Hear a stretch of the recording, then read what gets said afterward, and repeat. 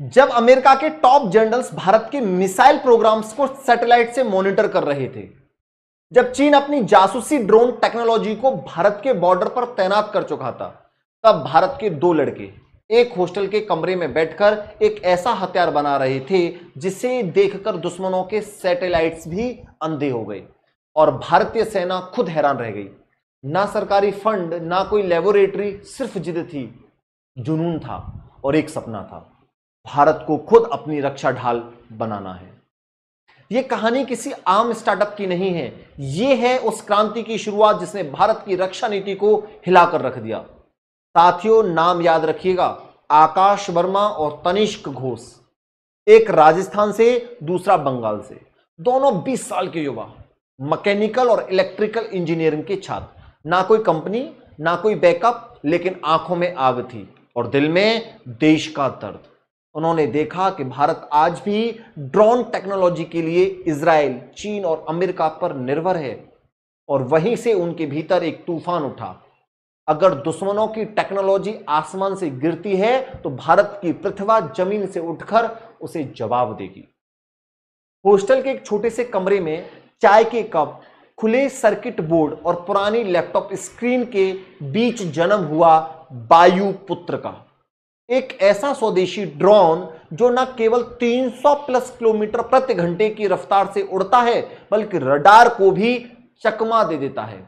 कोई नहीं जानता था कि दो युवा भारत की सैन्य शक्ति को रातों रात अपग्रेड करने जा रहे हैं। उन्होंने कहा, हमारे पास डॉलर नहीं है लेकिन इरादा है, हमारे पास लैब नहीं है लेकिन दिमाग है, और हमारे पास हथियार नहीं लेकिन हिंदुस्तानी जिगर है। 68 दिन में, 68 डेज में बना भारत का पहला AI guided radar evading कामिकाज़ो drone, एक हथियार जो दुश्मन की रूह कपा दे। अब सुनिए इसकी ताकत क्या है। सबसे पहले नंबर पर super speed 320 kilometre per hour, जिसे रफ्तार से ये ड्रोन उड़ता है उसमें दुश्मन का एयर डिफेंस जागने से पहले हमला हो चुका होता है। नंबर 2, रिडार ब्लाइंड, ये किसी भूत की तरह आता है, कोई बीप नहीं, कोई अलार्म नहीं, सीधा निशाना और तबाही। और तीसरे नंबर पर है एआई पिन पॉइंट टारगेटिंग, ये ड्रोन खुद फैसला लेता है कि कहां हमला करना है, मतलब बिना पायलट, बिना रिस्क, सिर्फ विनाश। और चौथे नंबर पर आता है आपका कामिकाज़े मोड, ये अपने टारगेट से टकराकर खुद को बलिदान करता है, जैसे जापानी कामिकाज़े पायलट, लेकिन बिना किसी जान की हानि। यह ड्रोन अपने साथ दुश्मन की उम्मीदें, हिम्मत और प्लान सब कुछ ले डूबता है। अब सोचिए, इतने खतरनाक ड्रोन को सेना तक कैसे पहुंचाया गया होगा। कोई अफसर जानता नहीं था, कोई रिश्ता किसी से था नहीं, लेकिन हौसला था।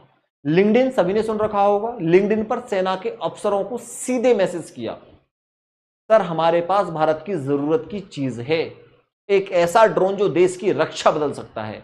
यह कोई मामूली कदम नहीं था, ये वही सोच है जिससे राष्ट्र बनते हैं। और सेना ने जवाब दिया, सीधा बुलाया दिल्ली कैंट के हाई सिक्योरिटी जोन में लाइव डेमो के लिए।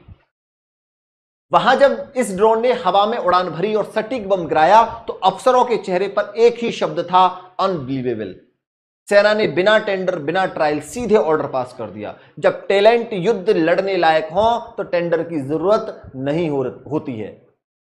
सेना ने इसे सिर्फ एक ड्रोन नहीं बल्कि एक कॉम्बैट रेडी असिस्ट माना। अब इसे तैनात किया जा चुका है जम्मू, अरुणाचल और लद्दाख जैसे संवेदनशील इलाकों में। अब भारत का जवाब सस्ता नहीं, smart plus Swift plus silent plus savage है। और यही है असिमेट्रिक वॉरफेयर की ताकत। जब दुश्मन करोड़ों के टैंक से हमला करता है तो भारत 15 लाख के ड्रोन से उसे ध्वस्त कर देता है। यह है गरीब देश का अमीर हथियार जो दुश्मन के घमंड को चीर देता है। अब अगला कदम, एक्सपोर्ट। दक्षिण एशिया, मिडिल ईस्ट और अफ्रीका जैसे देशों से डील्स की बात चल रही है। हर कोई चाहता है कम कीमत में ज्यादा विनाश की ताकत। भारत अब हथियार का खरीदार नहीं, ग्लोबल ड्रोन एक्सपोर्ट लीडर बनने जा रहा है। और यह सब शुरू हुआ सिर्फ एक कमरे से, जहां ना किसी हथियार की गंध थी, ना किसी यूनिफॉर्म की चमक, सिर्फ एक सपना था, भारत को हथियार का राजा बनाना। तो भाइयों बहनों, ये सिर्फ दो लड़कों की कहानी नहीं, ये है भारत की आत्मा की कहानी। यह उस आग की कहानी है जो अब कॉलेजों, लैब्स और स्टार्टअप्स में धधक रही है। अब देश के युवा सिर्फ नौकरी नहीं, रक्षा नीति बना रहे हैं। अब कोई भी हमें टेक्नोलॉजी में पीछे नहीं कह सकेगा, क्योंकि हम भारत हैं। हम बंद कमरों से भी ब्रह्मास्त्र बना सकते हैं। आपका क्या मानना है? क्या भारत सरकार को ऐसे स्टूडेंट्स, स्टार्टअप्स के लिए एक स्पेशल डिफेंस फंड बनाना चाहिए? क्या भारत की युवा शक्ति अब देश की सबसे बड़ी सांसरिक ताकत बन चुकी है?